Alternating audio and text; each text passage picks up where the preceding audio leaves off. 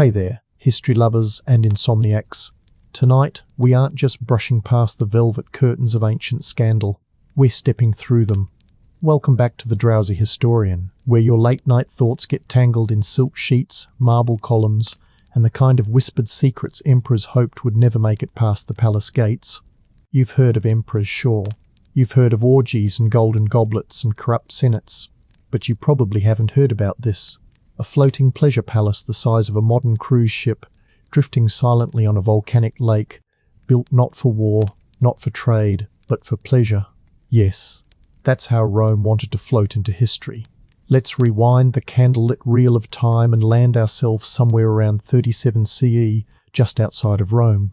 Lake Nemi, nestled in the lush Alban hills, glistens under the sun. It's calm, it's pristine, and then it isn't, because suddenly it reflects something strange, something grand. A ship. No two ships, actually. Massive floating palaces, each commissioned by the infamous Emperor Caligula. Forget sails and oars, these were not designed for movement, but for majesty. Anchored in luxury, moored to excess, they existed as symbols of a ruler's ability to recreate heaven on water and defile it just as quickly. These weren't ships as we understand them. Archaeologists found mosaic floors, marble statues, plumbing systems, bronze-tiled roofing. They had hot and cold running water on a boat. Heated floors. Yes, heated floors. Centuries before central heating would warm European castles, Caligula had turned a floating platform into a spa complex.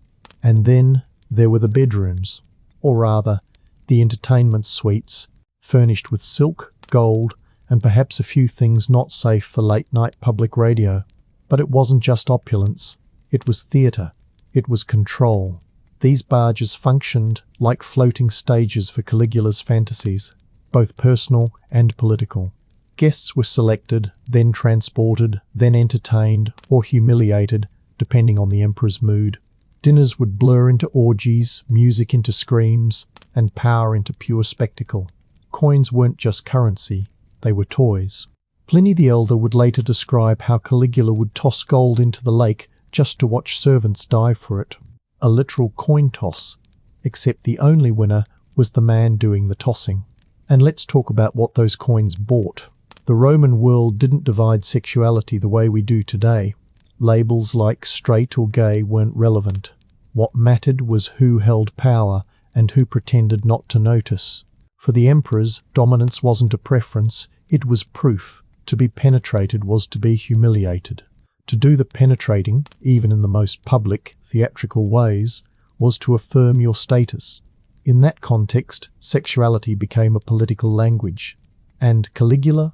He was practically fluent. Some reports, grainy through the lens of ancient gossip, claim Caligula slept with the wives of senators, only to then describe the encounters in vivid detail at public dinners. He supposedly opened a brothel inside the imperial palace, staffed it with noble women, and invited foreign dignitaries to sample the empire in the most literal way possible. These stories blur fact and slander, but even the doubt tells us something crucial. Roman emperors were expected to dominate not just lands, but lives, bodies, rooms, hearts, if they were lucky, fear more often than not. Lake Nemi's floating palaces weren't long for this world. After Caligula's assassination at the age of 28, the ships were abandoned, left to sink into the volcanic depths like mythic beasts, too strange to survive. And for centuries they remained there, buried beneath layers of mud, rumour and disbelief. Until Mussolini, of all people, decided to dredge them up in the 1930s in a PR stunt that was part archaeology, part nationalism, part ego. What emerged was stunning. Brass anchors, marble decorations, pipes stamped with imperial seals. Proof that the stories weren't all exaggeration, that emperors really had turned lakes into lairs, that history could be glamorous, grotesque, and achingly real. But even those magnificent artifacts didn't last. In 1944, during World War II, the museum that housed the barges went up in flames. Some say it was an Allied bombing. Others blame retreating German forces. Either way, much of Caligula's floating dream was reduced to ash. Fitting, perhaps. The empire that had once believed itself eternal now had its most decadent secrets swallowed once again by time. Still, the memory lingers. The lake reflects sky like it always has, but beneath the surface, something else shimmers. A memory of silk, sin, and the scent of rose oil on warm bronze. And as we move forward, deeper into the scandal-stained sheets of history, one truth begins to surface. In ancient Rome, pleasure was never just pleasure. It was politics, it was power, and sometimes it was prophecy. Because Caligula was just the beginning. Nero didn't inherit just a throne, he inherited the ghosts that came with it. Where Caligula was chaos on a gilded barge, Nero was a symphony of spectacle, one written in blood, smoke, and velvet. The empire, already stretched thin with paranoia, now faced an emperor who didn't just blur boundaries, he dissolved them entirely. He was only 16 when he became emperor, barely a man, crowned by scheming relatives and hollow-eyed senators who thought they could shape him. What they got instead was a ruler obsessed with performance. Nero didn't want to lead, he wanted to be adored, applauded, worshipped, not for strategy, but for artistry. And that obsession found its sharpest edge not in the Senate chambers or on the battlefield, but in the bedrooms and back corridors of his empire. Nero's desires weren't confined to the walls of his palaces. His passions spilled onto the streets, stages, and even the temples. He played the lyre before vast audiences, cast himself in public dramas, and surrounded himself with people who praised every off-key note. But it was what happened behind those walls that truly left Rome gasping. Take Pythagoras, not the mathematician, but one of Nero's male companions. Nero married him in a ceremony that mirrored a traditional Roman wedding, with Nero dressed as the bride. Veil, dowry, vows, the full ritual, complete with guests. On another occasion he played the groom, marrying a freedman named Sporus. This time Sporus wore the veil. The event was no satire. Nero ordered castration to make the transformation complete. Sporus, now a symbol of Nero's control over nature itself, followed him like a shadow, dressed in imperial silks, addressed publicly as a wife. Historians have debated whether these unions were expressions of love, cruelty, or both. But in Rome, they weren't just personal eccentricities, they were symbols. Power wasn't just about whom you could touch, it was about who had to pretend they enjoyed it. Nero didn't stop with marriages. He supposedly roamed the streets at night disguised as a woman or a prostitute, harassing men, attacking strangers, reveling in the kind of chaos that only someone above the law could afford.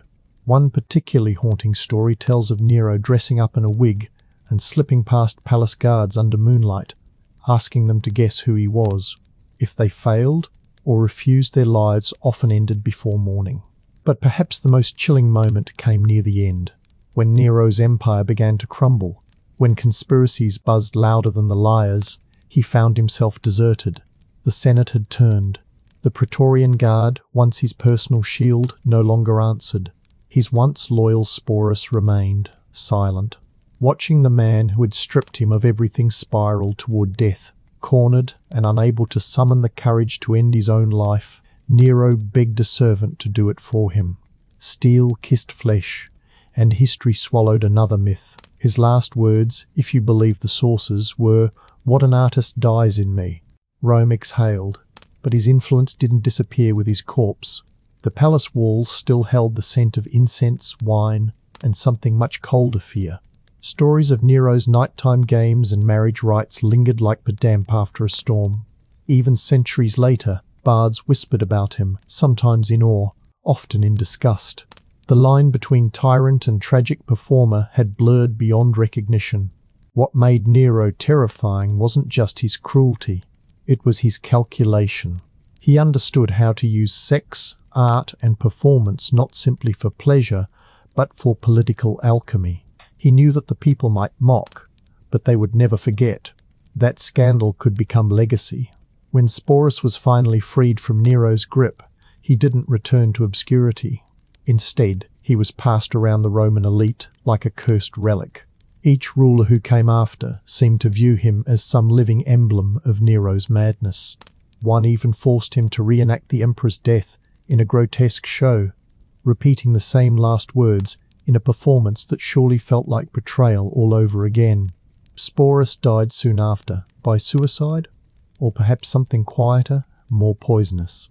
Whatever the truth, his existence reminds us that in the Roman world, the powerful left ruins not just in marble, but in people.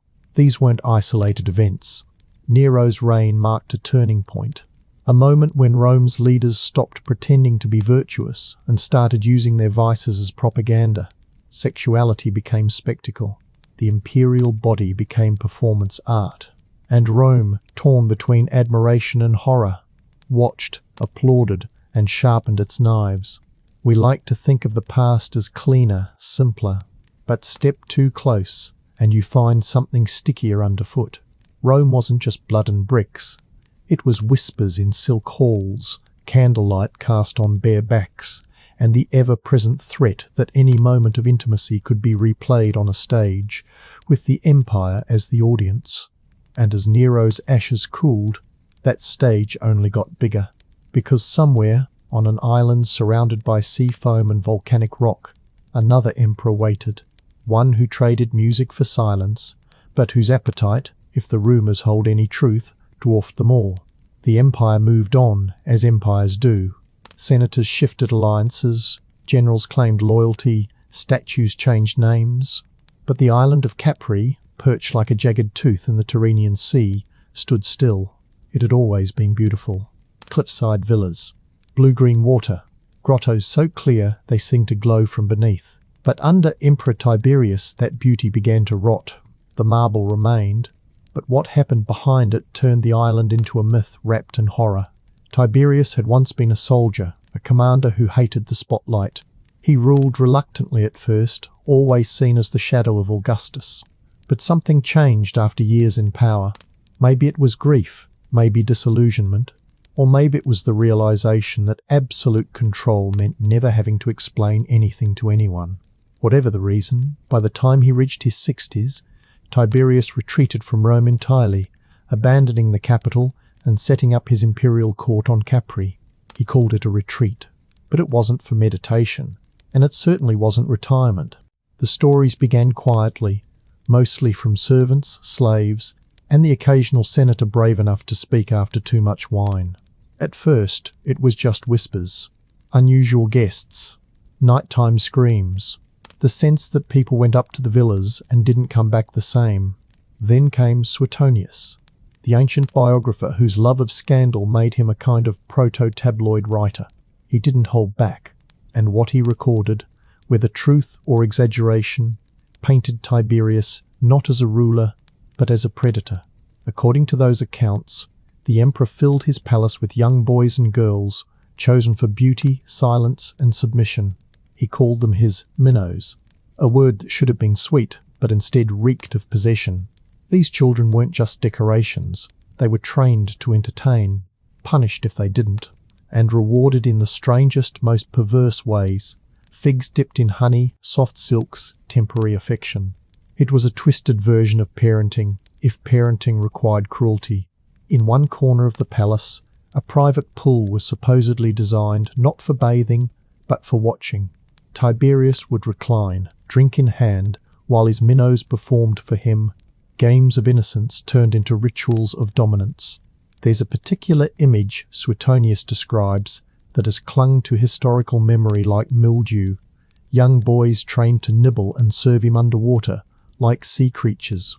It sounds absurd, until you realize that absurdity is the only language left when cruelty becomes mundane. And while all this unfolded on Capri, Rome kept functioning. The Senate passed laws. Governors ruled provinces. Coins were minted with Tiberius's face on them. Dignified, stoic, wise. Because that was the design. The further Tiberius withdrew into his private theatre of control, the more he demanded the empire treat him as a god. Not a man with weaknesses, not a monster with a crown. A divine force, unreachable, unquestionable. But isolation breeds paranoia. As he aged, Tiberius became consumed with the idea of betrayal. Letters were intercepted, confessions extracted, trials held in secret, executions handed out like housekeeping duties.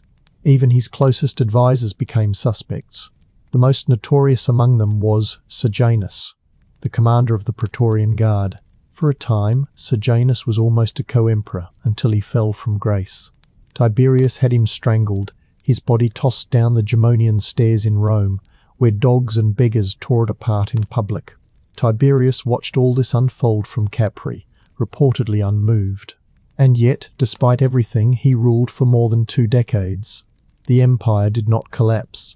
The economy functioned. Rome did not burn. To many citizens, life continued as usual. They didn't see the hidden rooms, the locked doors, the cold sea air cutting through marble halls as laughter echoed off stone too high-pitched, too rehearsed. Tiberius had built a kingdom inside a kingdom, one where every desire was law and every scream could be explained away.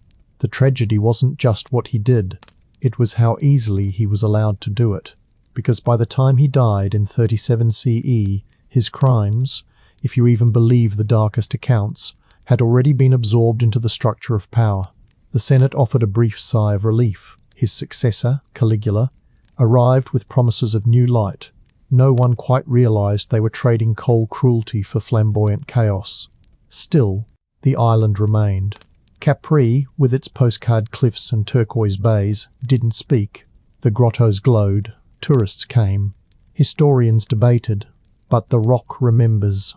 Somewhere beneath the feet of honeymooners and backpackers lies a past too heavy to surface, too sick to be scrubbed clean by time. And the question that haunts anyone who peers into that history isn't just whether Tiberius was a predator, it's why no one stopped him.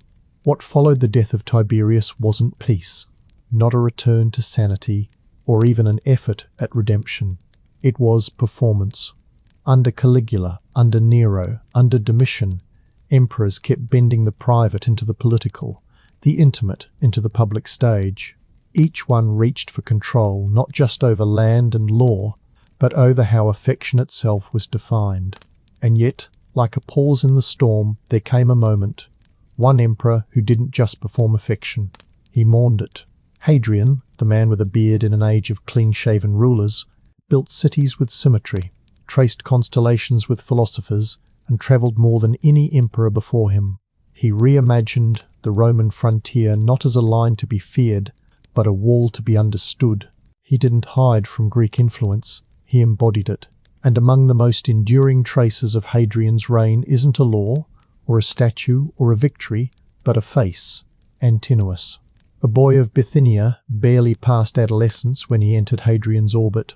His origins are vague. Some say a page, others say a servant. But what's certain is that he became the emperor's favourite, not in the vulgar sense that filled the palaces of Capri, not as a minnow or a passive figure. Antinous was different. He was chosen, yes, but he was also mourned, and that makes all the difference. They travelled together across provinces, rivers, temples. Their relationship sparked gossip, admiration, and discomfort in equal measure. Roman society didn't condemn same-sex intimacy per se, but it had strict rules about who could play what role. The older man pursued. The younger submitted. Anything else was transgressive. Yet Hadrian treated Antinous not as a symbol of his power, but as an equal in his strange, melancholic way. He didn't just take Antinous to bed, he took him into his world of philosophy, astronomy, art. Then came the Nile. In the year 30 CE, during a journey through Egypt, Antinous died. The cause remains a fog of speculation. Drowning, suicide, sacrifice, each theory darker than the last. Some whisper that Hadrian ordered a ritual death, a symbolic offering. Others say Antinous chose to die to preserve the emperor's fortune. But there's no proof, only grief. Raw, obsessive, imperial grief. Hadrian didn't hide it. He didn't move on. He didn't remarry. Instead, he turned mourning into mythology. He deified the boy, named cities after him, built temples in his image, commissioned statues, not 1 or 2, but hundreds. In every corner of the empire, Antinous appeared, a god of youth, beauty, longing. His face, preserved in marble, becomes the most reproduced portrait of the ancient world after Augustus. It wasn't just devotion. It was defiance. A refusal to let the empire forget that a man could break over a boy's death and still wear a crown. Hadrian's court didn't mock him, not openly. They bowed, they sculpted, they lit incense. But beneath that ritual lay confusion. Was it love? Was it guilt? Was it a story the emperor needed to believe because it gave shape to something that otherwise made no sense? Even today, Antinous stares out from museum cases with a look of unspoken emotion. Not fear, not joy, but a kind of quiet endurance. He is always beautiful, always young, always caught in the moment before drowning. And Hadrian, for all his brilliance, never recovered. His final years were spent in isolation, plagued by illness and haunted by memory. He tried to write, to legislate, to rule. But the empire no longer thrilled him. Its maps felt cold, its people distant. He built his own tomb, a vast circular monument now called Castel Sant'Angelo, where he would lie forever apart from Antinous. Rome buried one. The Nile kept the other. Their story isn't like Nero's, or Tiberius's, or even Caligula's. It's quieter. There's no debauchery here, no mutilation, no manipulation that we know of. But it's still imperial, still framed by power. And maybe that's the hardest part, because even when love felt real in ancient Rome, it had to pass through gold and marble first. It had to fit inside the palace walls, be shaped into something beautiful enough to survive disapproval. The difference with Hadrian is that he didn't try to hide what it was, and maybe that's why, 2,000 years later, we still wonder what Antinous meant to Rome, to Hadrian, to history, not just as a face, but as a question. When emperors mourn, what are they mourning really? A person? A loss? Or the rare moment when they were forced to feel small? Because even the most powerful man in the empire could not stop a boy from drowning. Chapter 3. The Nile has always been a river of performance. It feeds the land in a rhythm as old as gods, it sings in papyrus rustle and crocodile breath, and it remembers. Long before Cleopatra, it knew queens, but none who could stage power like she did, none who made seduction an empire of its own. Cleopatra wasn't the exotic temptress Rome liked to paint her as. She was educated, multilingual, politically razor-sharp. She spoke Greek, Egyptian, Latin, and diplomacy. Her allure wasn't just beauty, it was brilliance, timed with precision. When she invited Mark Antony to Tarsus, she didn't just arrive, she descended upon him as Aphrodite reborn, floating on a barge draped in purple sails, gilded in gold, with silver oars slicing the water and incense trailing in her wake. The ship didn't move, it performed. Cleopatra didn't walk, she entered. Musicians played beneath the deck. Slaves dressed as cupids fanned perfume through the air. Everything was symbolic, everything rehearsed. And Antony, the seasoned general, Rome's iron fist in the east, melted. This wasn't simple attraction. Cleopatra knew exactly what Antony wanted to be, equal parts warrior and god, so she became his mirror.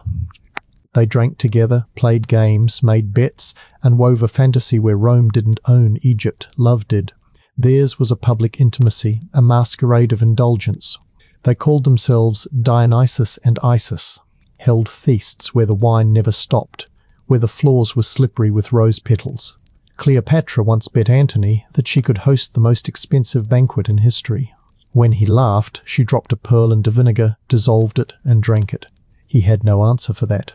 But behind the laughter, behind the naked servants and drunken plays, was something colder, calculation. Antony needed resources. Cleopatra needed protection. They needed each other, yes, but only as long as the illusion held. Theirs was not a love story carved in tenderness. It was sculpted from tension between East and West, between myth and mortality, between Rome's brute force and Egypt's poetic defiance. Rome, of course, watched with clenched teeth. To them, Cleopatra represented everything dangerous. Female power, foreign ritual, ungoverned pleasure. Octavian, the man who would soon become Augustus, used that image to ignite Rome's outrage. He published Antony's will, revealed his plans to be buried beside Cleopatra in Alexandria, and declared that the general had betrayed Rome for a queen and her perfumes. It wasn't just propaganda, it was war. As the tides of politics shifted, so too did the performances. Cleopatra no longer rode through parades, she rode out naval disasters. At Actium, their combined forces collapsed. Desertions, confusion, and Octavian's shrewd planning tore their myth to shreds. The lovers fled separately, in silence. For once, Cleopatra did not command the narrative. History slipped from her fingers, even as she tried to rewrite it with each move. Back in Egypt, the mask shattered. Antony, believing Cleopatra dead, fell on his own sword. But death wasn't immediate. He bled slowly, calling for her. When she finally received him, he died in her arms, not in triumph but confusion. The play was over. There would be no encore. Cleopatra, even in her final hours, tried to stage one last act. She locked herself in her tomb, sent a message to Octavian pretending she would surrender, and surrounded herself with treasure and the symbols of sovereignty. And then she died. Not in chains, not on Rome's terms, but as she chose. Poisoned, perhaps, or with a snake's kiss, though even that is debated. What mattered wasn't how she died, but that she denied Rome the spectacle they wanted. Octavian found her already gone. The great prize of his conquest lay cold, dressed as a goddess, wrapped in legacy. He ordered her buried beside Antony, not out of romance, but because even in death, keeping them together made the victory sweeter. Their story was over, but the stage remained. And what they left behind wasn't just a cautionary tale, it was a new template for how empires would treat desire, not as a private thing, but a weapon. Cleopatra and Antony didn't just love, they branded it, and Rome never forgot. In the centuries that followed, Cleopatra became a monster, a martyr, a muse. Painters turned her into temptation, historians debated her morality. But buried under every version of her story was the truth she never let anyone own. She was not conquered by lust. She wielded it, directed it, until the very end. And what came after her? The emperors who drank from diamond cups, the wives who watched their husbands fall for slave girls, the sons raised in palaces of incense and silk carried that legacy, but of seduction as strategy, of performance as power. Because if love could bring down a Roman general, then no one was safe. The empire returned to order, at least on the surface. Octavian became Augustus. Statues multiplied. Temples gleamed. The Senate exhaled. But order in Rome was always temporary, like a mask held too tightly against a sweating face. Underneath, blood still dried between marble tiles, and the desire to rule through seduction, theatre and fear never faded. Fast forward nearly 2 centuries, and we find a man trying to resist that performance. Marcus Aurelius, philosopher king, stoic to the bone, ruled not from the bathhouse or the bedchamber, but from the field and the journal page. His writings, meditations, survive like fragments of prayer, scratched in tents between battles, letters to himself that he never meant to publish. He wanted to be just, wise, kind. In a world where power often meant cruelty, he clung to dignity like armour. But even philosophers make fatal mistakes. His mistake was Commodus. The son of Marcus Aurelius, Commodus was born into the empire's golden light and trained in nothing but indulgence. Where his father saw duty, Commodus saw spectacle. Raised in the halls of intellect, he gravitated toward the roar of the arena. The empire expected a scholar king. What they got was a living cartoon of excess, a man who renamed every month of the year after himself. Literally. August became Commodus Augustus, September Hercules Invictus. He even renamed Rome Colonia Commodiana, as if the city needed rebranding under his divine image. And if Cleopatra turned seduction into political theatre, Commodus turned politics into a circus act. He fancied himself the reincarnation of Hercules and strutted through the palace draped in lion skins, carrying a club. When he entered the Colosseum, not as a spectator, but as a gladiator, senators flinched. The emperor bled for entertainment. He killed wild animals with spears from elevated platforms, fought handicapped gladiators to guarantee victory. It wasn't honor he sought. It was applause. But even his shows were shadows of deeper obsessions. Commodus surrounded himself with a rotating cast of favourites, young men chosen for their beauty, charm, and obedience. They weren't courtiers. They were ornaments, shuffled through the palace in shifts. Their job wasn't to advise. It was to flatter, to listen, to remain available. Their presence, sometimes fleeting, sometimes lingering, fed the emperor's ego like incense feeds flame. No one called them lovers publicly, but everyone understood. And then there was his sister, Lucilla, ambitious, clever, and painfully aware of how unstable her brother had become. She orchestrated a plot to have him assassinated. The plan failed. The result was swift: exile, execution, and a purge of anyone even suspected of whispering the word coup. Rome, once ruled by senators and soldiers, was now a stage where survival depended not on virtue, but on timing. His lovers weren't safe either. Some rose briefly in rank, awarded villas and titles. Others disappeared without mention. Loyalty meant nothing if the emperor awoke in a different mood. It was all performance again. But this time the script kept changing. Senators praised him in public, cursed him in private, and prayed nightly that someone else would deliver the final blow. When it came, it wasn't a heroic duel or noble uprising. It was a wrestling coach and a concubine. Tired of the emperor's spiral into madness, his mistress Marcia joined a conspiracy with his inner circle. They poisoned his wine. He vomited it up. Frantic, they sent a wrestler to his chambers. Commodus was strangled in his bathtub, not in battle, not in the arena, but naked, wet, and betrayed by the people he thought were his audience. Rome didn't weep. The Senate declared his memory, damnatio memoriae, his name erased from inscriptions, his likeness scraped off coins. They tried to erase his reign entirely, like paint on a crumbling wall. But memories don't vanish that easily. And Commodus left more than coins. He left a blueprint of what happened when unchecked power met bottomless insecurity, when intimacy became a form of theatre, when lovers became set pieces, and desire-like governance was distorted into fantasy. Marcus Aurelius had tried to teach virtue, to write discipline into stone, but he failed at the one thing he tried to humanize, his own bloodline. And maybe that's the darkest irony of all. The emperor who asked himself daily how to be good was followed by a man who never asked any questions at all. The torch didn't fall, it was dropped. And while Rome staggered to recover from the spectacle, across the sea, other courts were watching, other rulers, other dynasties, learning that sometimes the easiest way to keep power isn't through armies, it's through beauty, desire, silence. Because seduction, once unleashed in power, never stays behind curtains for long. Chapter 4. Eastern Courts. Seduction by Design. Where the Roman court concealed its scandals beneath marble and myth, the courts of the East institutionalized desire. It wasn't just a byproduct of power, it was part of the architecture. Where emperors didn't just indulge, they curated. Pleasure wasn't shameful. It was strategy. And nowhere was this more vivid than in the courts of China, where silk whispered down jade corridors and entire bureaucracies were built to manage who touched whom, when, and why. Empress Wu Zetian ruled during the Tang dynasty, a time already known for its cultural explosions, poetry, and elegant violence. But Wu wasn't born into royalty, she was born into competition. First a concubine of Emperor Taizong, then a nun when he died, and finally returning to court to become the favoured consort and eventual wife of his son, Emperor Gaozong. What followed wasn't a fairy tale. It was calculated brilliance.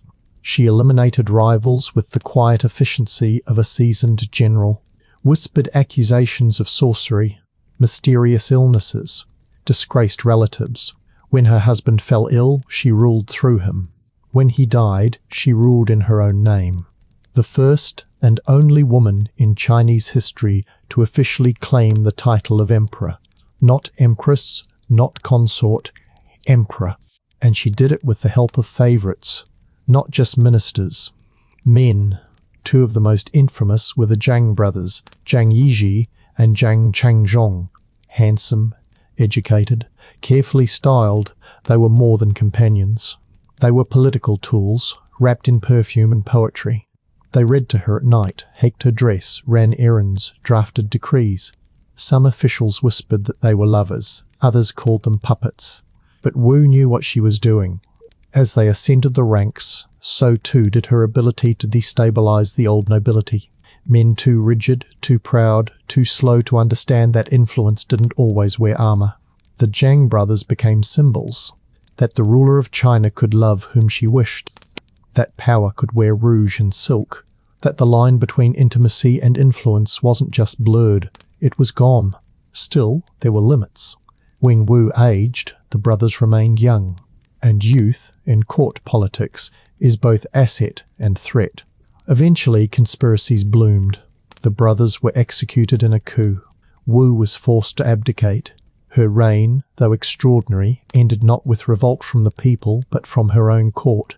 The architecture of seduction, once her strength, turned brittle with time.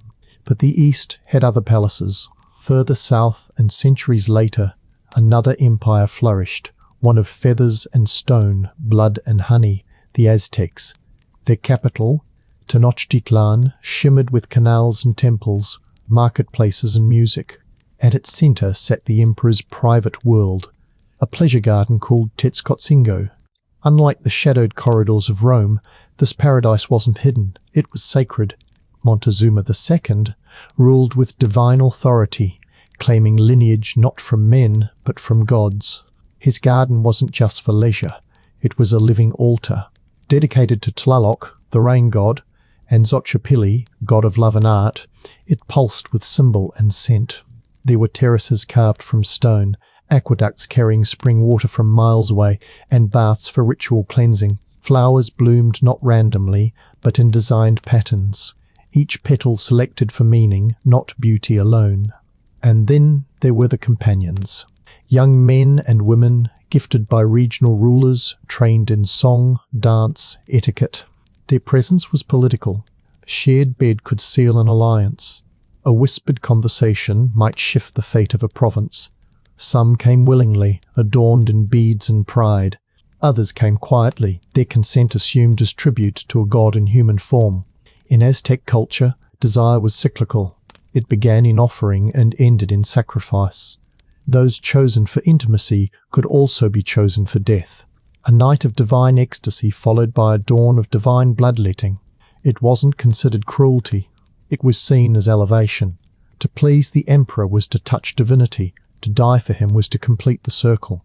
Montezuma's rule, like Cleopatra's, collapsed under the weight of outsiders. When the Spanish arrived, they didn't understand the rituals. They saw only gold, feathers, and what they considered barbarity. They tore the temples down, flooded the canals, slaughtered the dancers. But they couldn't unmake the memory of a civilization where pleasure wasn't taboo, it was sacred choreography, where the emperor's body was altar, audience, and executioner. What connects these courts?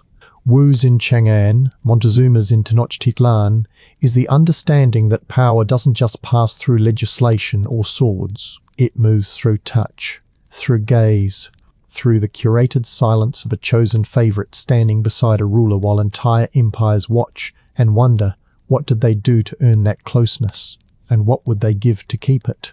There are palaces where you can walk through the front gate with a sword and claim power. Then there are palaces where you must whisper your way in. In the Ottoman Empire, power moved through the second kind.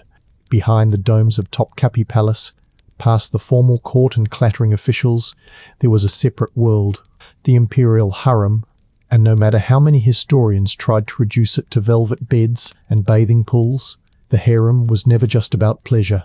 It was politics.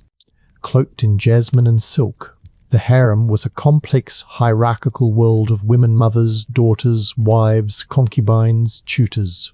Every glance meant something. Every whispered name echoed with consequence. Women who entered weren't ruined. They were reforged, trained in language, poetry, music, embroidery, etiquette. And they weren't prisoners, not always. For many, the harem was the only path to real power in a world that otherwise barred the door. Among the hundreds who passed through its tiled corridors, one name rose above them all: Roxolana. She was born Alexandra or Anastasia, depending on the source, in what is now Ukraine. Captured in a Tatar raid, enslaved, and eventually brought to Istanbul as a concubine. Her future should have been predictable. A few years of service, perhaps a child, then retirement to the old palace. But Roxolana rewrote the script. She caught the eye of Sultan Suleiman the Magnificent, not with just her beauty, but with her wit. Her letters reveal a woman who understood statecraft, who could speak of longing and strategy in the same breath.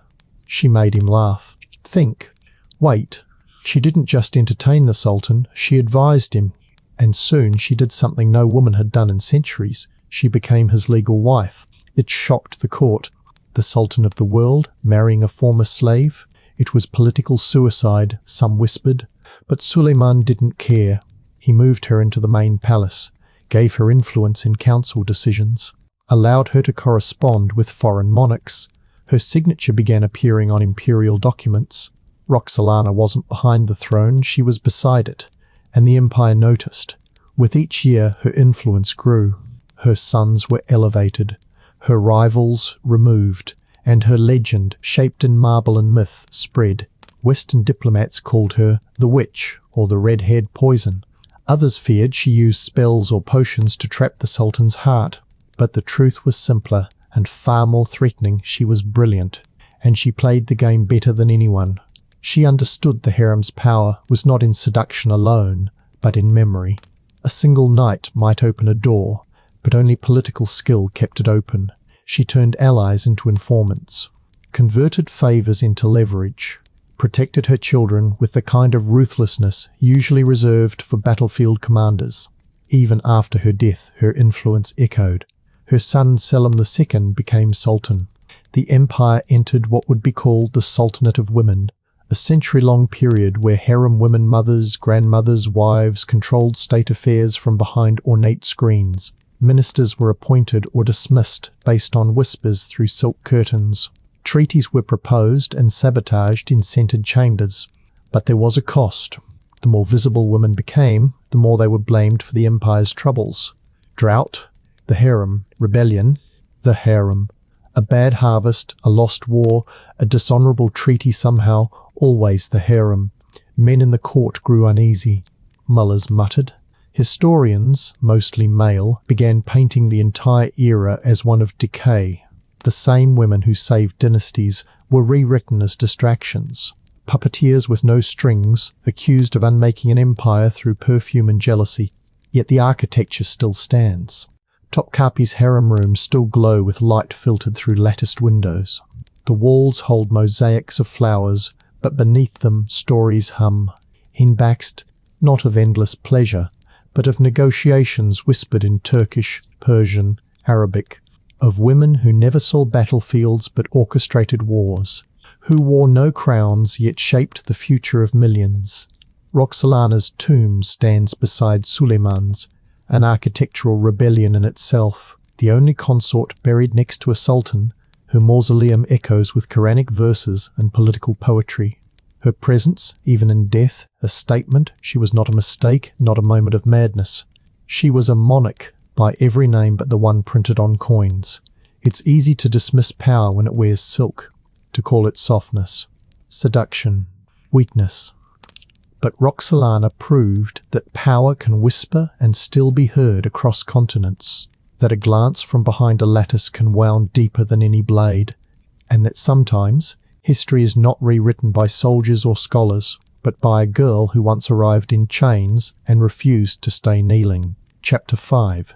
Where sacred met skin, long before maps bore the name China, before silk was currency and jade a metaphor for virtue, there were beliefs older than any dynasty.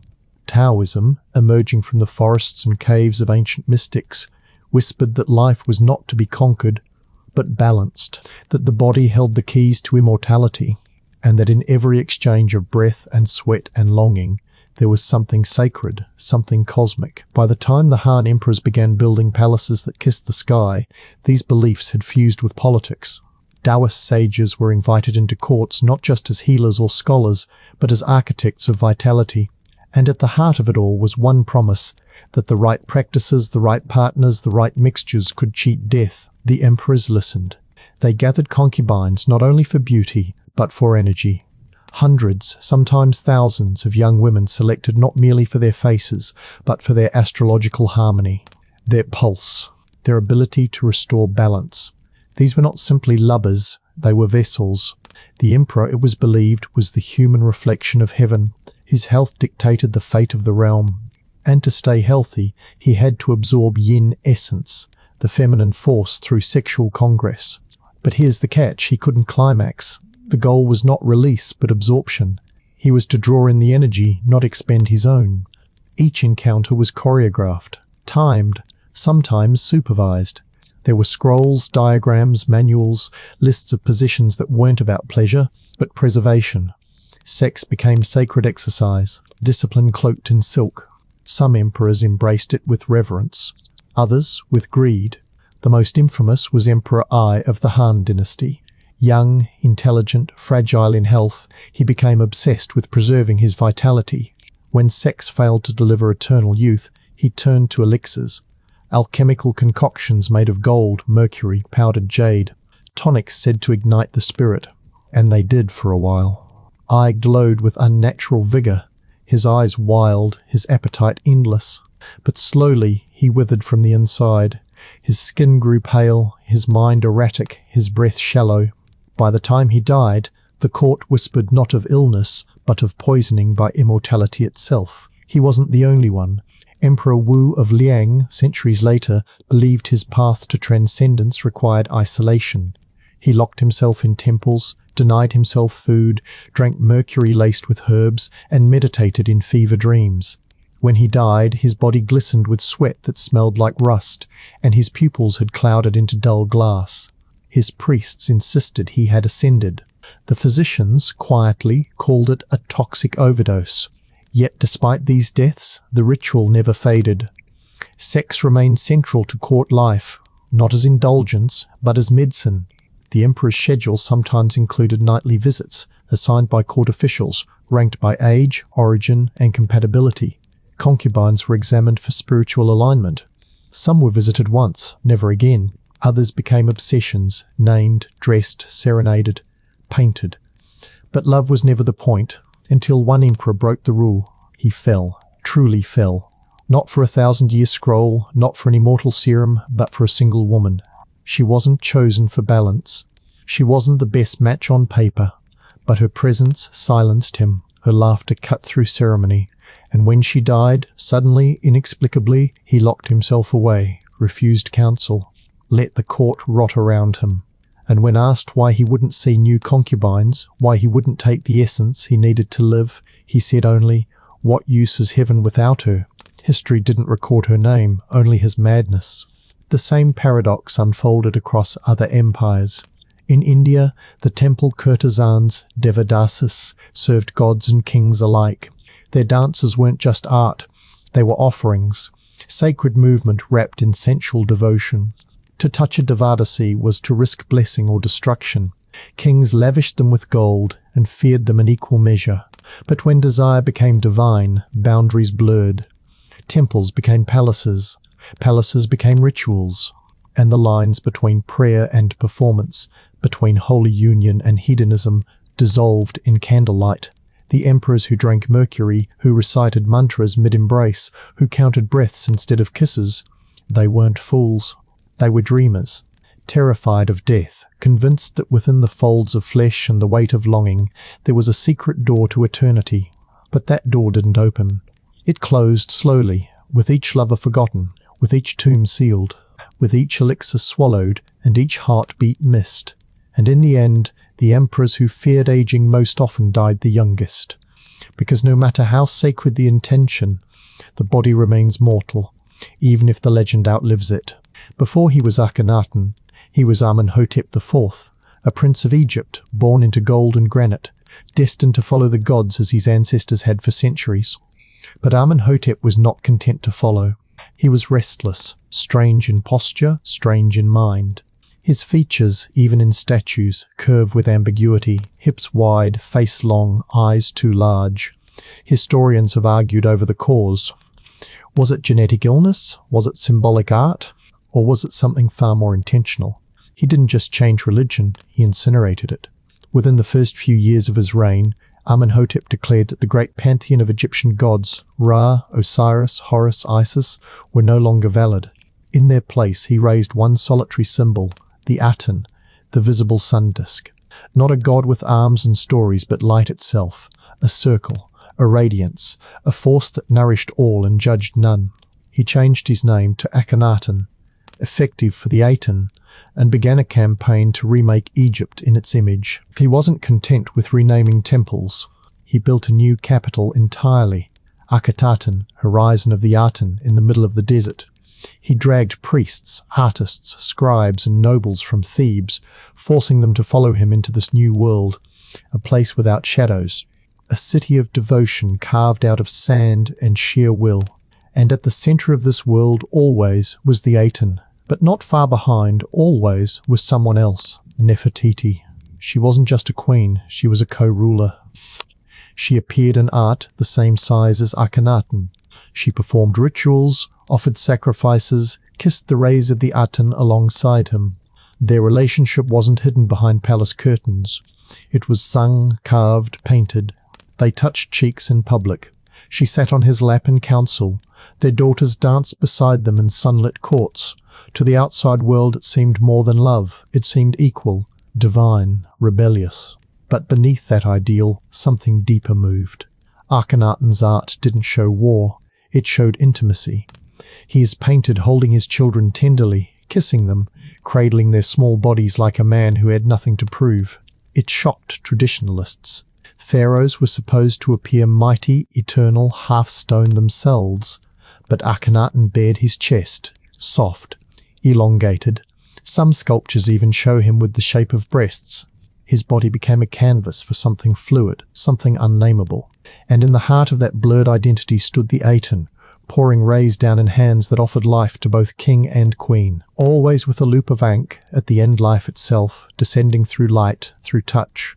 It was more than monotheism, it was a revolution of presence. The divine wasn't far away, it was around you, in you, between you and your lover, your child, your breath. Akhenaten's intimacy became Egypt's doctrine, and for a moment it worked. The court danced in sunlight. Poems replaced hymns, the tombs filled with personal letters to the god, not dictated prayers. Religion, once a procession of incense and hierarchy, became a conversation, and Akhenaten listened with his whole being. But gods, even the gentlest, are jealous, and so are priests. Outside the new capital, resistance grew. The temples of Amun were closed, statues smashed, priests stripped of power. The old order bristled in silence. Meanwhile, plague crept through the desert winds. People died. Crops failed, and in the golden light of Aten, shadows returned. Then, without warning, Nefertiti vanished. No record of her death, no tomb discovered. Some believe she took a new name and ruled alone for a time. Others think she died in childbirth, swallowed by a court too fragile to admit loss. Akhenaten continued, but his art changed. He became solitary. No more embraces, no more joy, just him and the sun. He died not long after, likely sick, possibly broken.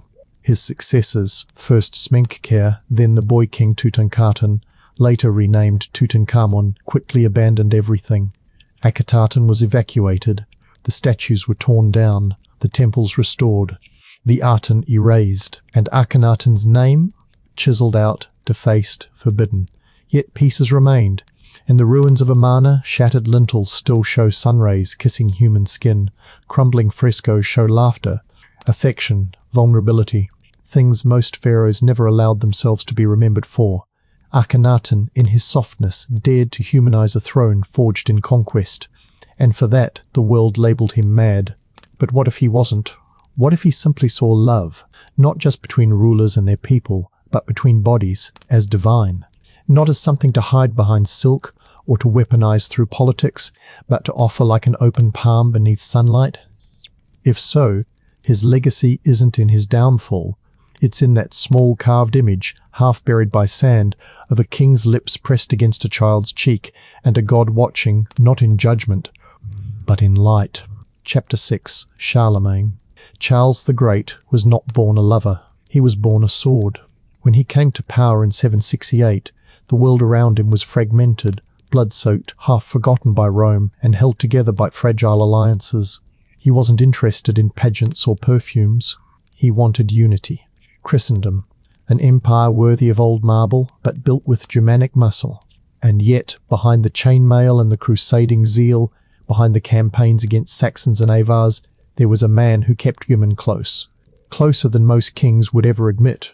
He married, divorced, remarried. Sometimes for politics, sometimes for passion. But the most telling part of his private world was not his wives, it was his mistresses. They came and went with alarming frequency. Some were noble-born, others servants. All were kept, protected, often housed within the palace long after their intimacy with the emperor had faded. And then there were his daughters. Charlemagne adored them, so much so that he refused to let them marry. Not one. While his sons were given land, titles, and foreign brides, his daughters were kept near unwed, watched, guarded. Yet rumours flowed like river water, that they had lovers, that those lovers were tolerated or punished in secret, that Charlemagne preferred to keep his daughters as emblems of virtue, even as their chambers whispered otherwise. He wasn't cruel, not in the way that history defines cruelty. He didn't throw concubines into rivers or slit their throats for glancing at a rival. He supported them, gifted them estates, included them in courtly life. But there was control. A soft suffocation dressed in care. His empire was order, and order meant possession, even over affection. His story is often told in stone. The Holy Roman Empire, the crowned emperor in Rome on Christmas Day, 800 CE. But behind that crown was a man who wrote letters to his lovers, visited former mistresses long into old age, and structured his court in such a way that no woman ever quite left his orbit. He didn't need cages. He had memory, generosity, and the heavy hand of fatherhood. But further east, the cold took a sharper form. 6 centuries later, Ivan IV of Russia, known to most as the Terrible, understood intimacy as a weapon, and he wielded it like an axe. His childhood was marked by cruelty, witnessing nobles starve his family, seeing his mother possibly poisoned, raised among wolves disguised as boyars. When he seized full power, it wasn't just vengeance that guided him. It was the belief that no one ever again should have the power to love him and walk away. He created what some historians call a royal Tinder, a beauty contest held under the guise of selecting a bride. Nobles from across Russia were ordered to present their daughters. The criteria: beauty, health, silence. The chosen girl would be taken, inspected, moulded. If she pleased him, she might become Tsarina. If not, she would vanish. Returned home in shame, or worse, never return at all. He married 8 times. Officially, the church only recognized 3. The rest were quiet arrangements, legal loopholes, or private whims. His first wife, Anastasia, was the only one said to have truly calmed him. When she died, again possibly poisoned, Ivan shattered. He descended into paranoia, violence, an obsession with loyalty that drowned his court in blood. He beat his pregnant daughter-in-law for wearing immodest clothes. When his son confronted him, Ivan struck him in the head with a staff. The heir died days later. There are paintings of this moment.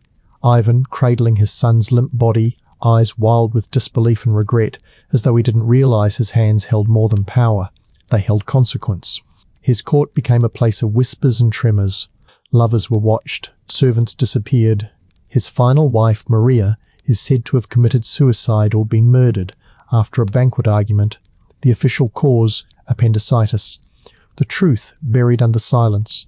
Even in death, Ivan clung to control. His tomb was sealed, guarded, placed under specific rituals to prevent tampering. Later examinations found high levels of mercury in his remains. Whether from medicine or murder remains unclear. What is clear is that even as his empire expanded, his relationships collapsed. Intimacy became theatre. Paranoia played every role. In the contrast between Charlemagne and Ivan, a truth emerges. Power doesn't always twist affection into brutality. Sometimes it wraps it in comfort, uses nostalgia as a leash, and other times it turns affection into fear, into the need to possess not just the body, but the silence that follows. Neither man was remembered for love. One became the great, the other the terrible. But both built systems where love couldn't survive unguarded, where trust was either smothered by care or obliterated by suspicion, and where women, whether queens or pawns, Learn to move carefully, speak softly, and never forget who owned the keys to the room, because in the winter palaces of Europe, love wasn't an escape from power. It was one of its oldest disguises. By the time Louis XIV came to power, France no longer hid its indulgence, it embroidered it. Versailles was not a palace, it was a stage.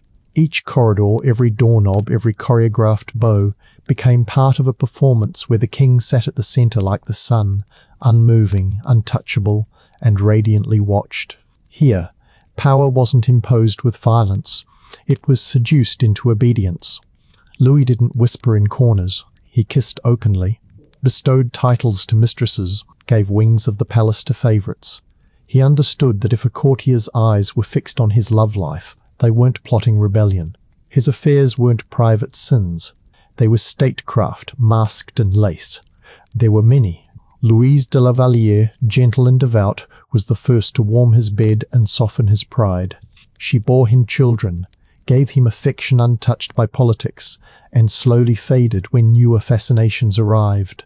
Then came Athenas de Montespan, witty, fiery, rumoured to have dabbled in the occult. She wasn't just a lover, she was a storm, hosting salons, dominating court fashion, even allegedly attending black masses where priests sacrificed infants to secure the king's love. Whether truth or slander, she remained central until her influence curdled into threat. Later, Madame de Maintenon, formerly the governess of Louis's children, emerged not with fire but with patience. She soothed the aging king's conscience, encouraged his turn toward piety, and is believed to have married him in secret. She dressed modestly, avoided scandal, and slowly erased the laughter from the halls. As his mistresses became more spiritual than sensual, the court shifted. Pleasure never disappeared. It simply changed costume. But Versailles never stopped performing. Bedrooms were public. Courtiers watched the king rise from bed, eat, bathe, dress. Everything private was theatrical. Everything theatrical, controlled. Mistresses knew their role, be seen, be desired, never wheeled too much. The moment a woman threatened the choreography, she was written out of the script. And yet, their legacies remain. In portraits, in gardens named after them, in the way French became the language of love because Louis made it the language of courtship.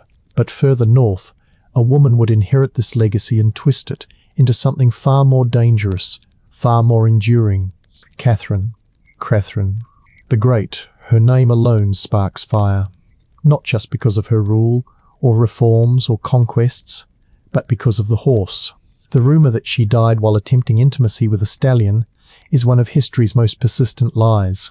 There is no evidence, no document, no witness, only a myth spread by her enemies, men uncomfortable with a woman who wielded desire as confidently as she did diplomacy. Catherine was born Sophie of Anhalt-Zerbst, a minor German princess, married off at 16 to the heir of the Russian Empire. Her husband, Peter III, was cruel, erratic, obsessed with toy soldiers. She read philosophy while he played war with dolls. Their marriage was a disaster, so she redefined herself. She learned Russian, won over the military, studied governance, and when the time came, she orchestrated a coup that left Peter dead and herself on the throne. It wasn't bloodless, but it was clean. And then came the lovers. Grigory Orlov, the soldier who helped secure her power. Grigory Potemkin, the general who may have been her secret husband. Younger men later, each handsome, ambitious, eager to be near the flame. She housed them, rewarded them, allowed them to influence policy until she didn't. Each affair ended in promotion or silence. None ended in scandal until after her death. That's when the narratives turned. The powerful widow became the sex-obsessed deviant. Her reforms erased. Her correspondence ignored. Only the lies remained. Because Catherine dared to live publicly, she dared to take lovers in a world that punished women for longing. And when men couldn't match her mind, they attacked her body. Still, her reign endured. She modernized Russian law, expanded the empire, corresponded with Voltaire and Diderot. She ruled for 3 decades with clarity, confidence, and charm. Her lovers changed. Her vision did not. Her palace, like Louis's, was a theatre, but where he choreographed with mirrors and candlelight, she built entire new wings of ideology. And where he wanted to be adored, she wanted to be remembered. Catherine and Louis never met, but they played the same game, just from opposite ends of the table. One, a man who let affection distract, the other, a woman who used it to disarm. And both learned that love, when witnessed by history, always becomes narrative. Sometimes it's velvet and poetry, sometimes it's slander and shame. But behind it all lies a truth. Rulers are never judged only by their policies or victories or borders. They're judged by their beds, their touches, their silences, and by who dares to remember them as human. Chapter 7. Sacred Bodies, Hidden Hearts. While European palaces stitched their power into embroidery and scandal, far from their gaze rose a figure who did not seduce the world with flesh, but with compassion. Ashoka, third emperor of the Mauryan dynasty, came to power like many before him, through blood. His early reign was typical of the time: expansion, consolidation, violence. But then came Kalinga. It was a kingdom that resisted. The war to conquer it was brutal. Tens of thousands died. And when the dust settled, Ashoka walked the blood-soaked fields, not with pride, but with a heaviness that changed him. Not metaphorically, but completely. He abandoned cruelty, and he turned towards something most emperors ignored entirely: conscience. He embraced the teachings of the Buddha, not just as philosophy, but as policy. He carved edicts into stone pillars across India, not proclaiming his power, but urging kindness. Respect your parents. Don't harm animals. Treat your servants well. Practice moderation, even in desire. And unlike most royal decrees, these were public, legible, accessible, for everyone. And, in one of the edicts, he spoke directly about the human impulse to chase pleasure, and how restraint was not weakness, but mastery. He didn't ban sex, he reframed it. He remained married. His wives were known, not hidden. But he stopped treating women as symbols of status. They were not paraded or collected. They were companions, co-guardians of moral reform. He even supported women entering monastic life, donating lands to nunneries, providing protection and resources. In a world where rulers hoarded bodies like treasure, Ashoka began to let go. But letting go does not mean detachment. In one edict, translated from Brahmi, he writes, "All men are my children. What I desire for my own children, I desire for all." The statement is soft, but beneath it lies the architecture of his transformation. Ashoka did not erase desire. He reoriented it, turned it outward, toward mercy, toward care. It was, perhaps, the most radical act any ruler could take, to feel deeply and govern gently. And yet, his legacy wasn't preserved in palaces, no grand tomb, no golden statues of concubines, only stone pillars, weather-worn, standing silent in fields and forests, still telling the story of a man who learned that power meant responsibility, that affection, when real, doesn't need a crown. Elsewhere, another emperor was redefining sacred connection in a different way. Akhenaten had sculpted love into sunlight.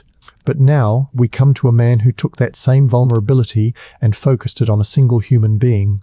Muhammad was not an emperor in the traditional sense, but he was a founder, a statesman, a military strategist, and, perhaps most importantly, a husband. His first wife, Khadija, was not a concubine, not a political convenience. She was older, wealthier, and yet, when Muhammad was young, uncertain, unproven, she saw him and chose him. Their marriage lasted 25 years. Monogamous, steady, powerful not through public performance but private trust. She was the first to believe in his vision, the first to console him when the weight of revelation struck. And after her death, he never loved another quite the same. Yes, he remarried. Yes, polygamy became part of the structure of his time. But he spoke of Khadija often, sometimes in tears. He said, "She believed in me when no one else did." His other wives, by their own words, felt her presence in every room, not in jealousy, but in reverence. She lingered not as ghost, but as compass. What made Muhammad's relationships different wasn't their perfection, it was their honesty. He joked with his wives, washed his own clothes, respected their minds. He forbade forced marriage, gave women the right to inherit, spoke against marital cruelty. And unlike many rulers, his affection wasn't hidden behind euphemism. It was clear, direct, documented not in rumour, but in hadiths. To him, sex was not shameful, nor was it spectacle. It was mercy, a space for mutual comfort, for playfulness, for grace. He reminded his followers that even in physical love there was divine reward. In every act of kindness there is charity. And though his legacy would be interpreted, reinterpreted, distorted by empires to come, this foundation remained. That love was not just compatible with strength, it was evidence of it. In Ashoka and Muhammad, history shows us a different kind of power, one that didn't need velvet masks or golden cages, one that didn't collapse under the weight of lust or paranoia. Their intimacy wasn't loud, it was lived, a daily discipline, a steady offering, a proof that restraint, when chosen freely, becomes its own kind of seduction. And in a world forever tangled between domination and devotion, they remind us that sometimes the greatest scandal is a love that never needed to be scandalous at all. The Austrian court had always been composed, layered in etiquette, ritual, and religious duty. It breathed in Latin and genuflected in candlelight. For centuries, love had been bent to serve alliances, daughters shipped off like letters sealed in wax. But in 1765, something cracked. Francis I, Holy Roman Emperor, died suddenly, collapsing in his son's arms after a walk through the palace gardens. His wife, Maria Theresa, the empress who had ruled beside him for decades, did not cry, not at first. She simply turned inward, shut her doors, and ordered the palace to be draped in black. It stayed that way for the rest of her life. 15 years, no more dances, no more music. She wore mourning clothes every day until her death, refused the theatre, refused the laughter of her children. Even portraits show her transformed, eyes heavy, hands clenched, always in shadow. Her letters, once full of wit and maternal warmth, grew colder, focused on death, judgment, sin. She remained powerful, of course, issuing reforms, managing dynasties. But the empress who once balanced politics and motherhood with iron grace had become something else, a monument of grief. But not all her children mourned in silence. Her youngest daughter, Marie Antoinette, was sent to France at age 14, married to the future Louis XVI, as part of a political union meant to ease tensions between two historic rivals. From the moment she crossed the border, she was remade. Her Austrian gowns stripped, her belongings burned, her name repackaged. She became France's queen not by birth, but by theatre. And she played her role too well. At Versailles, Marie blossomed into the perfect symbol of indulgence. She hosted masquerade balls, danced barefoot in silk meadows, built a miniature peasant village for herself where she could play shepherdess in porcelain ruffles. Her hair defied architecture, her gowns could feed entire villages, and rumours bloomed like mould.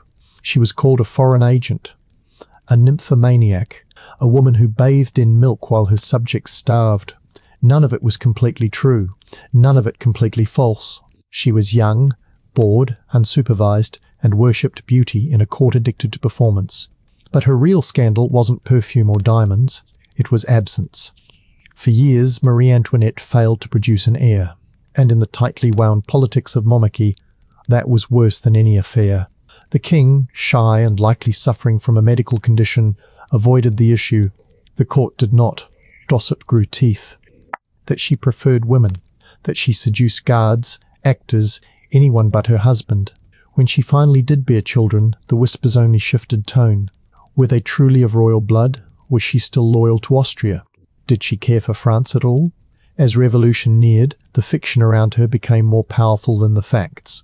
In pamphlets she was drawn naked, crude, animalistic. She was no longer a queen. She was a symbol, a scapegoat wrapped in silk.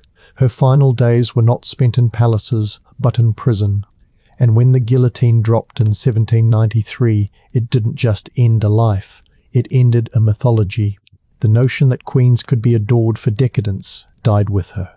Yet even as Marie's head fell, another figure was rising, one who would rewrite not only France, but the emotional logic of empire. Napoleon Bonaparte. He had no noble blood, no palace childhood.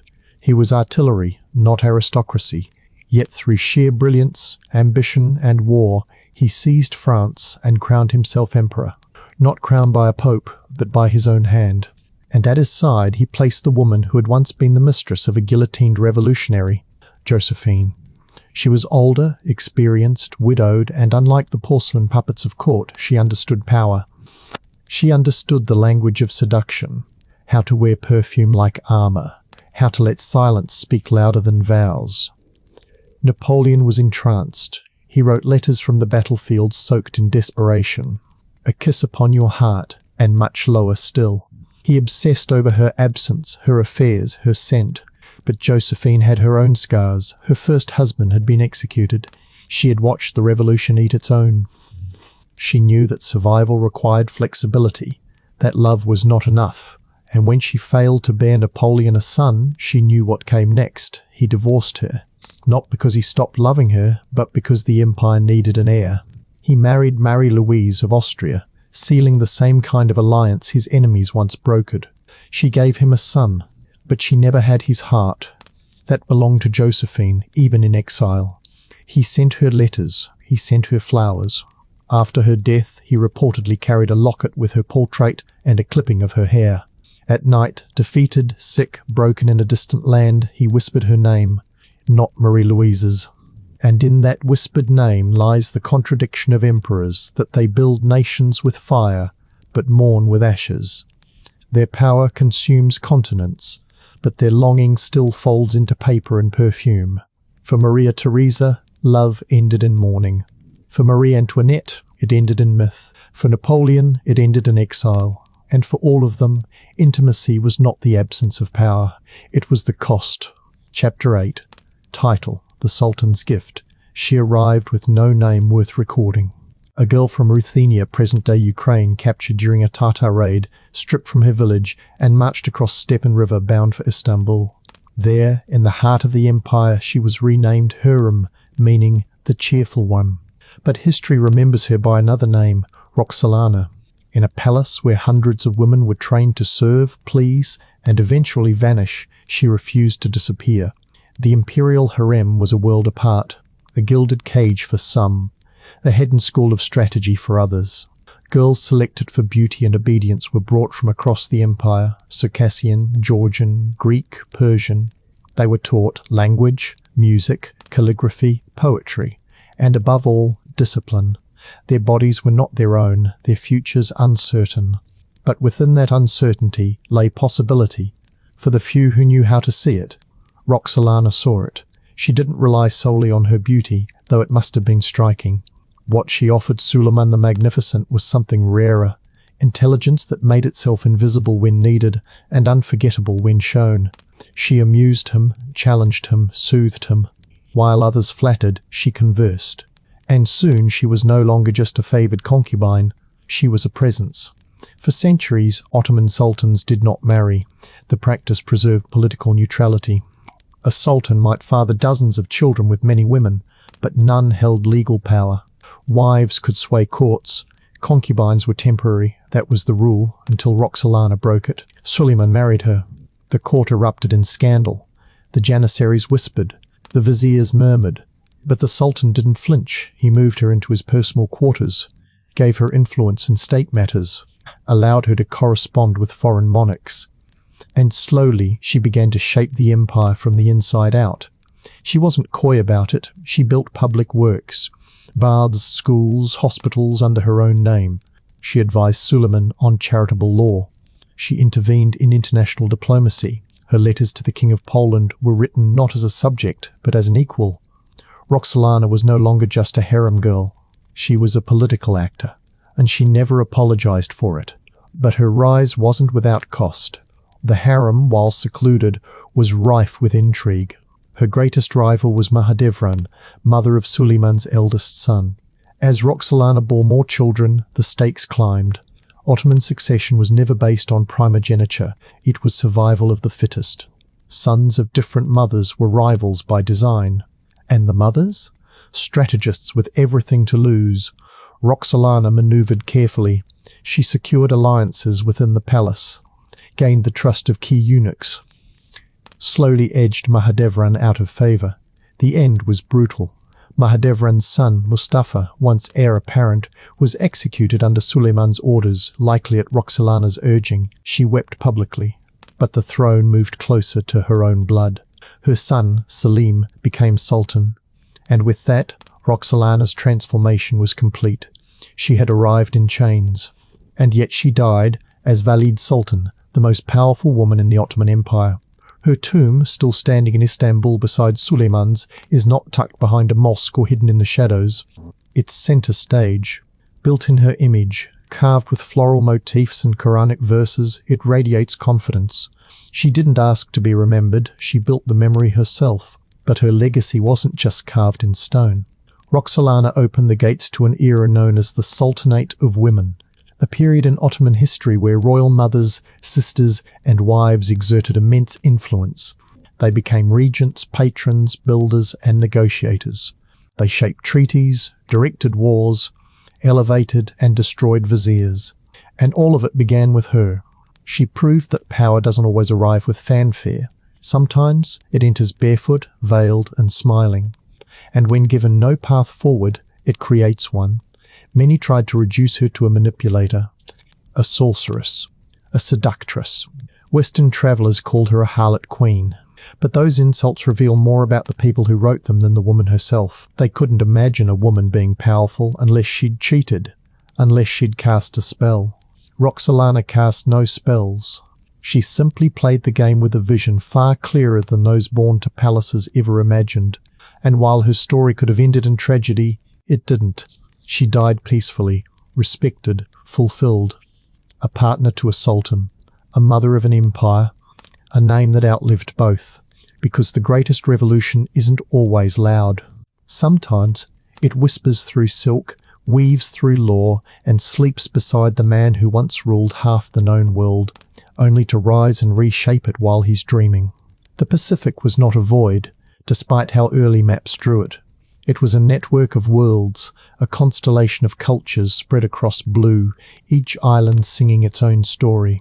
The Polynesians were not drifting tribes. They were navigators, astronomers, orators. Their empires weren't built on stone. They were woven in sails, carved in memory, inherited through ritual. And in many of these kingdoms, love wasn't a private act. It was a treaty, a tradition, a tether between bloodlines and the stars.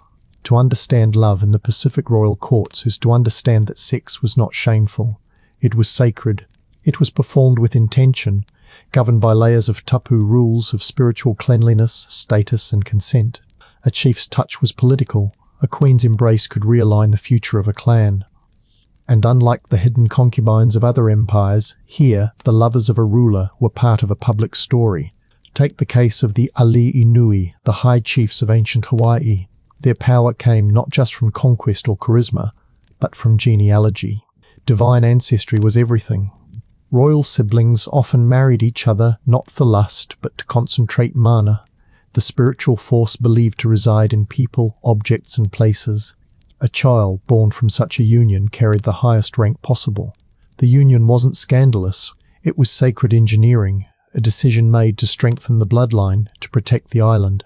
But not all royal unions were internal. Many were chosen to pacify rival districts, to build bridges across islands or even seas. A lover, gifted by a neighbouring chief, became a living treaty. They weren't imprisoned. They were honoured. Their children, raised with care, represented not just new life, but new alliances. Women in these societies were not sidelined. In many places they ruled. Queen Kaahumanu of Hawaii, wife of Kamehameha I, did not simply wear a crown. She redefined power after her husband's death. She abolished the kapu system that had governed Hawaiian life for centuries, including its sexual codes. In one of her earliest acts, she ate beside men, something previously forbidden. The act wasn't about hunger. It was about authority. She declared her right to choose, to lead, to love openly. To love openly, across the Pacific, in Tonga, Samoa, and Tahiti, similar patterns emerged. Chiefs and their partners danced not around shame but ceremony. Courting was art. Songs were composed for lovers. Tattoos told stories of desire, of heartbreak, of nights beneath moonlight where unions were sealed not by priests, but by mutual gaze. Yet even here, power came with expectation. A ruler's bed wasn't always his own. Alliances had to be refreshed. Rival lineages appeased. There were duties to fulfill, nights when love had nothing to do with longing. But still, the dignity of the act remained. The knowledge that in giving one's body, one was also giving presence, trust, and sometimes nationhood. When Western missionaries arrived in the 18th and 19th centuries, they carried with them a morality shaped by Victorian Europe. Modesty became virtue, sex became sin, and suddenly these ancient customs, so public, so integrated into governance, were reclassified as deviants. Lovers who once held hands in public now did so behind closed doors. Chiefs were told their marriages were improper. Women were told their independence was shameful. The bodies that once carried generations of political meaning were now judged by foreign eyes through foreign rules. But the memory didn't vanish, it persisted in chants, in names, in tattoo patterns passed quietly from elder to youth, in the way Pacific love still carries the rhythm of ocean tides, strong, deliberate, unapologetic. One legend from Rarotonga tells of a princess who loved a man from a rival island. Their union was forbidden, but instead of separating, they escaped by canoe under starlight, navigating the reef not with maps, but with instinct. When they arrived at a new island, they planted a tree together. It bore fruit no one had ever tasted, sweet, sharp, familiar. Centuries later, the tree still grows, and so do the stories. Because in the Pacific, love wasn't a weakness to be tamed by law or hidden behind curtains. It was strength, a bridge, a gift, sometimes used for peace, sometimes wielded like fire, but always acknowledged, always remembered, not just in whispered names or royal birth records, but in the very shape of the islands themselves, scattered across blue, held together by the intimate and visible threads of those who chose one another, not in silence, but in ceremony. Chapter 9, Passion and Propaganda. Across centuries and continents, a pattern emerges. Powerful rulers turning the scattering of silk, the brush of lips, into strategy, onto stages, into stone, into instruction manuals for survival. They understood instinctively that the personal could become political, that desire could serve dynasties, and that in crafting their own image they could touch immortality. In Imperial China's Tang dynasty, Empress Wu had shown that seduction and intellect could make empires bend. But centuries later, during the Qing, Emperor Qianlong would take that idea to an artful extreme. He commissioned poems praising his beauty and wisdom. He sat for portraits, porcelain-made copies declaring him a living Buddha. But more tellingly, he matched colours of his court to the seasons of his persona. Spring pink for scholarly optimism, summer gold for imperial glow, autumn crimson for reflective sovereignty. Behind every painted breeze, every lacquered pill, was desire choreographed into legacy. But he wasn't alone. In Mughal India, Nur Jahan, Jahangir's wife, elevated love into law. She wasn't just a queen, she was minister, patron, poet. Coins with her name circulated. Buildings bore her inscriptions. And when she walked into public gardens, courtiers paused because she carried grace as authority.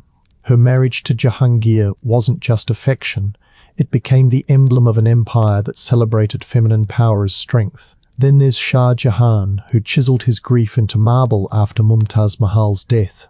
The Taj Mahal wasn't announced in armies. It rose in white mist on the Yamuna's banks as an eternal sonnet to love.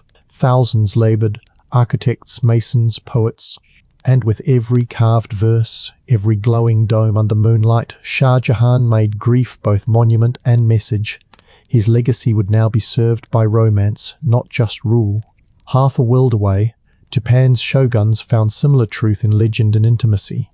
Tokugawa Iemitsu's lovers didn't appear in frescoes, but in secret scroll poems hidden inside family archives.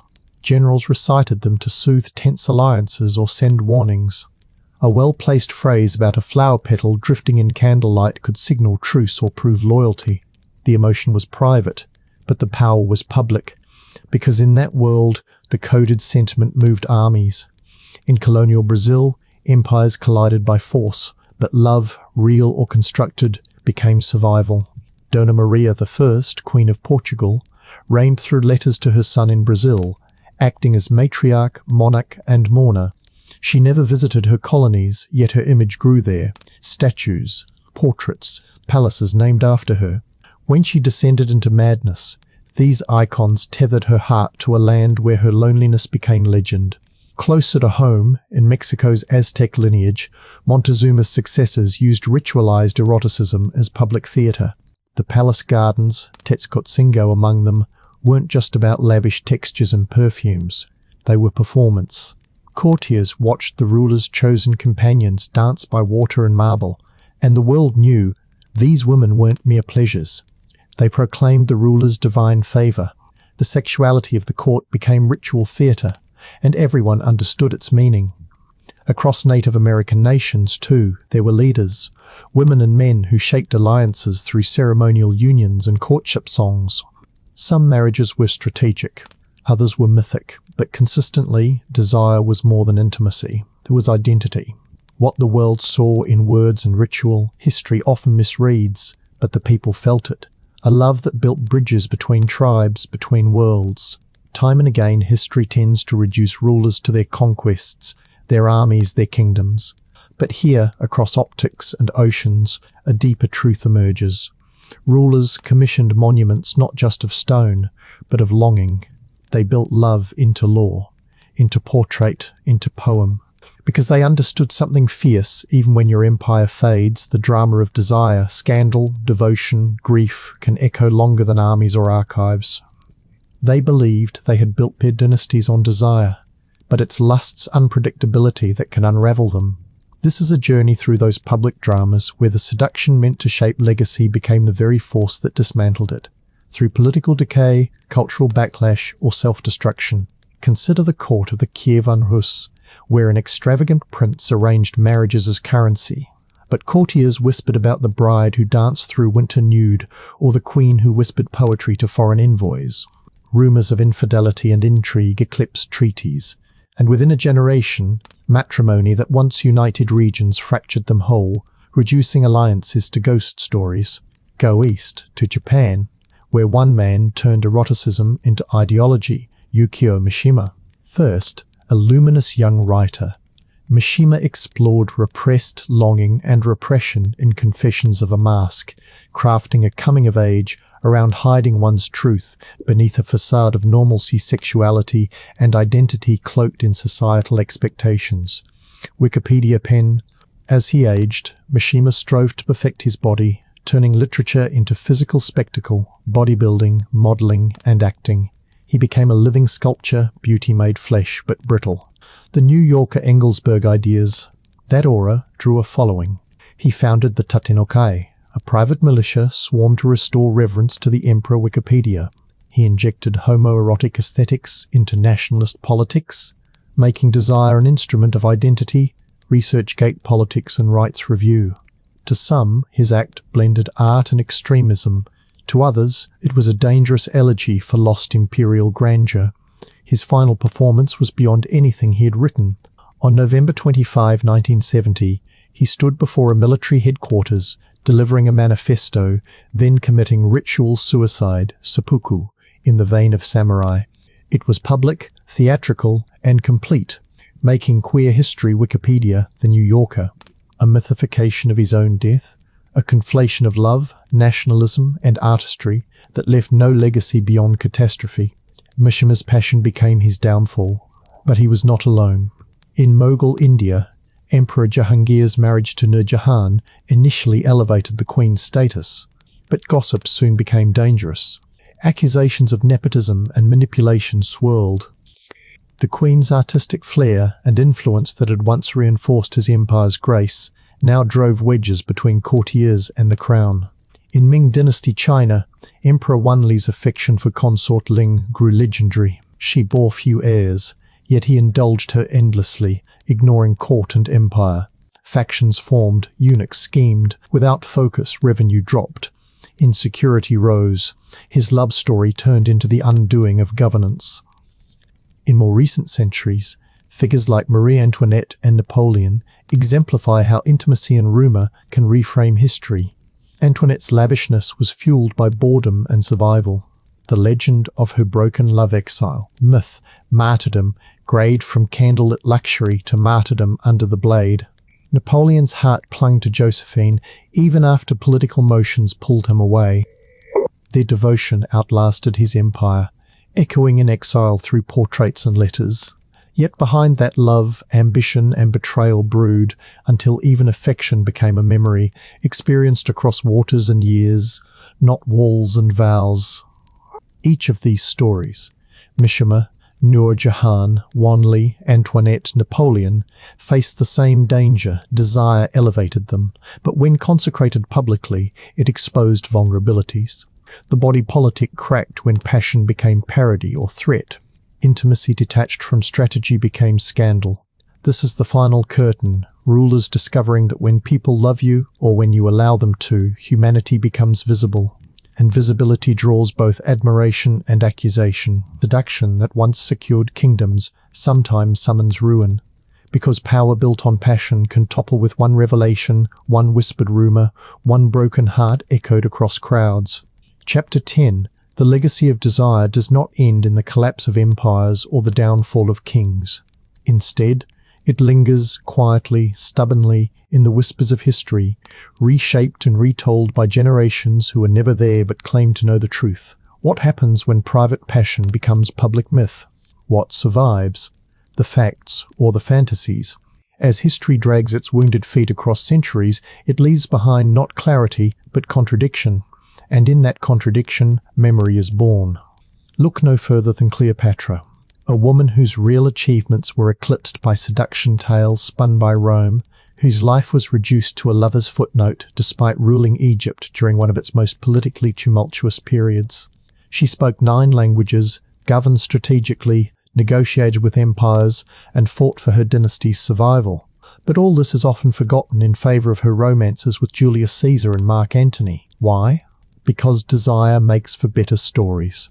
And stories are how power survives the grave. Even Antony's final moments are narrated with a theatrical flair, falling on his sword in despair after a false report of Cleopatra's death. A tragic echo of Romeo and Juliet, but rooted in political chaos, military defeat, and psychological unravelling.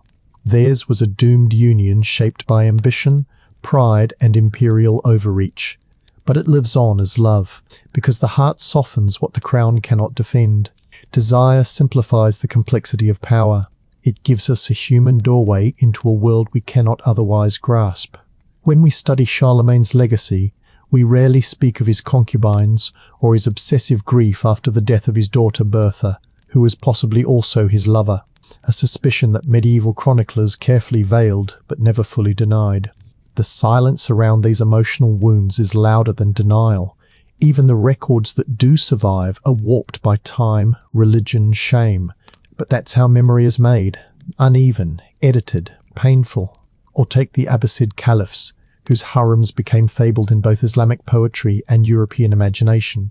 These were not just spaces of sensuality. They were power arenas, cultural salons, and vaults of intrigue. The women inside wielded political influence, maneuvered succession plots, and shaped art. But Western travellers fixated on the exotic, the erotic. Paintings from 18th and 19th century Europe showed faintly clothed women reclining on cushions, removing the intellect and power these women held. Once again, the truth was overwritten by a more titillating fiction. In many cases, history does not care if the story is true, it only cares if it's unforgettable. Napoleon's letters to Josephine, soaked in longing, survive not because of their strategic significance, but because they reveal the vulnerability of a man otherwise wrapped in iron ambition. I awake full of you. Your image and the memory of last night's intoxicating pleasures have left no rest to my senses, he once wrote. And with that, the emperor becomes flesh. We remember that letter more vividly than the treaties he signed. Queen Victoria, clad forever in mourning black after Prince Albert's death, transformed grief into spectacle. She institutionalized sentimentality, made it fashionable, powerful. Her heartache reshaped British court culture for decades. And while her politics were complex and controversial, it is her widowhood that defines her image in public memory. The Queen's desire to preserve Albert's presence sculpted statues, memorials, and rituals that outlived her. Desire leaves fingerprints on everything, on monuments, in archives, inside stained glass windows. But it also warps, it rewrites. Over time, it stops being the private engine of a single life and becomes public property, twisted to fit whatever lesson the present needs to teach. The very people who lived these scandals, loved with intensity, or broke the norms with raw affection, they lose their names, replaced by archetypes. Temptress, tyrant, martyr, lover. We are all inheritors of these warped memories, passing them on in textbooks, films, bedtime stories. But beneath the distortion, a sliver of truth always survives, that no matter how powerful someone became, they remained human in desire. They burned, they grieved, they hungered. And it is in those moments, not just on thrones or battlefields, that history becomes relatable, that we see ourselves, the ghost of a kiss, a name whispered in exile, a letter never burned. These fragments of intimacy become the bridge between past and present. But what happens when those fragments are no longer seen as human vulnerabilities, but as tools for myth-making, propaganda, or distraction? In the modern world, where every scandal is recorded, screenshotted, dissected, and archived within minutes, the notion of private desire has nearly vanished. And yet, the hunger for these stories hasn't faded. It has sharpened. Take the sexual scandals of modern leaders, not just whispered about, but globalized in seconds. Bill Clinton's affair with Monica Lewinsky didn't just stain a presidency, it redefined how power, sexuality, and media interact. Overnight, private correspondence became televised evidence. A relationship that would have once been a footnote became a referendum on feminism, consent, institutional abuse, and partisanship. Lewinsky herself was not a mere footnote. She became a symbol, vilified and pitied, before reclaiming her own voice decades later. The aftermath wasn't just political, it was deeply cultural. Or Silvio Berlusconi, Italy's playboy prime minister, whose infamous bunga bunga parties revealed not just lechery, but a systemic erosion of state decorum. His scandals became national theatre, eroding faith in institutions, while also revealing how desire and power can form a grotesque alliance in modern democracies. He became a caricature, yes, but a seductive one, whose rise and fall told the world as much about voters as it did about him. Even in monarchies, where discretion once cloaked indiscretions, the modern gaze has pierced centuries-old veils. Princess Diana's interviews unveiled an institution shaken by infidelity and emotional repression. Her statement, "There were 3 of us in this marriage, so it was a bit crowded," became a war cry for those disillusioned with aristocratic stoicism. She wasn't toppled by politics, but by love denied. And that heartbreak resonated far more powerfully than any act of parliament. History's lens has widened, but it still frames desire as spectacle. It always has. In ancient times, a ruler's affair was a rumour traded in market stalls. Today, it's a meme, a headline, a viral post. What hasn't changed is the emotional magnetism. We are drawn to these stories not merely to judge, but to connect, to believe that even the mighty are lonely, that even the crowned ache, that perhaps the private can still humanize the powerful. But in this constant retelling, what is lost? What happens when vulnerability becomes a marketing tool, when tears are timed, when confessions are edited for prime time? The danger is no longer just in being exposed, it's in being manipulated. The scandal becomes commodity, the person a brand, and sincerity vanishes beneath strategy. And yet, ironically, that very risk is what keeps these stories powerful, because even if orchestrated, the performance of pain still echoes something real. The scripted apology, the leaked letter, the staged photograph with a forlorn gaze. These are not pure moments, but they point towards something familiar, the need to be understood, the need to be forgiven, the need to be seen. In this final meditation, we realize desire is not just about sex or love or scandal. It's about being known. It's about trying, through all the artifice of status and ceremony, to connect. That truth has not changed in 3,000 years. Whether etched in clay tablets or exposed on Twitter, the impulse is the same. We are haunted not by the grandeur of empires, but by the quiet moments behind closed doors. The secret smiles, the forbidden meetings, the unsent letters. That's what lingers when the thrones fall and the banners fade. So as we close this final chapter, let's not ask what emperors did in their glory, but who they loved in silence. Let's remember not the legacy they carved in marble, but the names they whispered in the dark, because in the end, that's the only history that survives, the one written not in law, but in longing. And now we drift from the hush of history, where empires crumble but a single whispered name lingers. If a secret moment or untold longing stirred something in you tonight, remember, you're not just watching history, you're feeling it. Thank you for sharing this midnight journey with the drowsy historian. If you'd like more nights wrapped in forgotten truths, you're always welcome here. Until next time, may the past softly keep you company.